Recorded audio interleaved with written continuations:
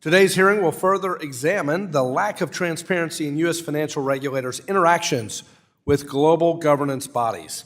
Despite numerous attempts to obtain transparency, we still know next to nothing. The global governance bodies include the Bank for International Settlements, or BIS, the Basel Committee on Banking Supervision, or BCBS, and the Network for the Greening of the Financial System, or NGFS. Lacking transparency from our own banking regulators, this subcommittee invited representatives from the BIS, the BCBS, and the NGFS to testify at today's hearing. Disappointingly, both the BIS and BCBS declined, but did offer to answer questions in some other venue. The opaque Network for Greening of the Financial System never even responded.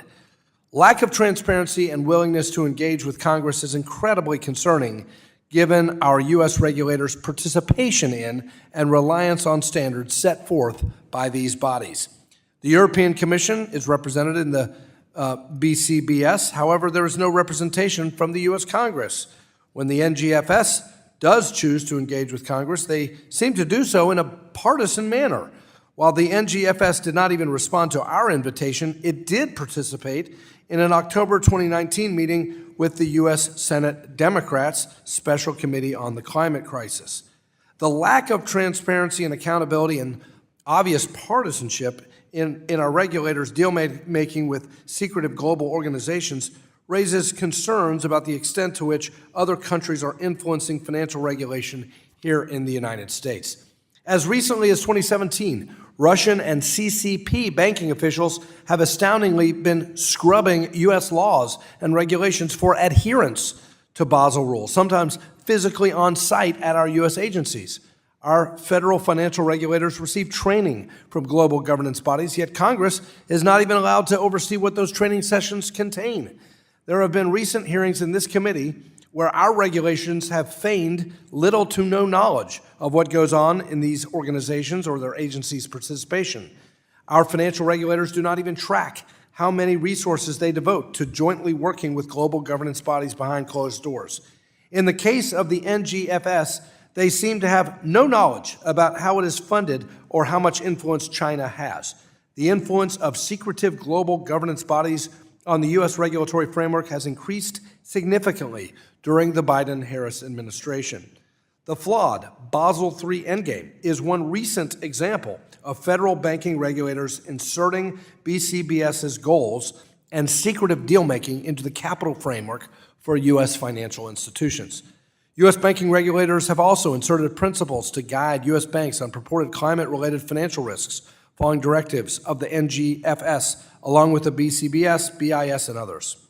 Recently, in a 2022 decision taken by the Basel Committee with the U.S. approval, there was a secretive deal made to change GSIB standards that favor the largest of European banks over U.S. banks, with no public consultation, contrary to BCBS's own rules.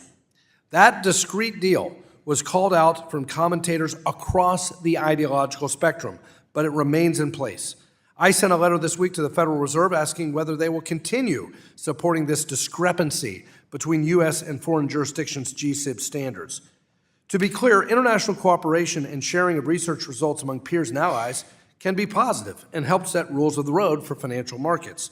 However, when transparency is lacking, the scale tips in favor of our competitors, and global governance gets partially funded and guided by some of our adversaries, we do, in that case, have a problem.